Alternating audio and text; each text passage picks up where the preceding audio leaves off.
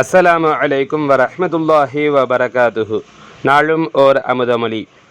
அடியார்களுக்கு அல்லாஹு தஆலா செய்ய சொன்ன ஃபர்லும் சுன்னத்தும், செய்ய வேண்டாம் என்ற ஹராமும் மக்ரூஹும், செய்தாலும் குற்றமில்லை செய்யாவிட்டாலும் குற்றமில்லை என்னும் முபாஹும் ஆகிய 5 வகைகளும் ஷரீஅத்தைச் சேர்ந்தவை.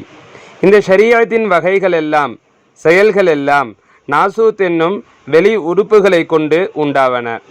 வெளி உறுப்பு என்பது உடல். இந்த செயல்கள் மலக்கூத் என்னும் கல்பை கொண்டு உண்டாகும். நடை, உடை, பாவனை, வணக்கம், உண்ணல், உடுத்தல், உறங்கல் போன்றவைகள் எல்லாம் உடலால் உண்டாவன. எனவே நாசூத்துக்கும் மலக்கூத்துக்கும் இடையேயுள்ள செயல்களெல்லாம் ஷரீஅத் ஆகும்.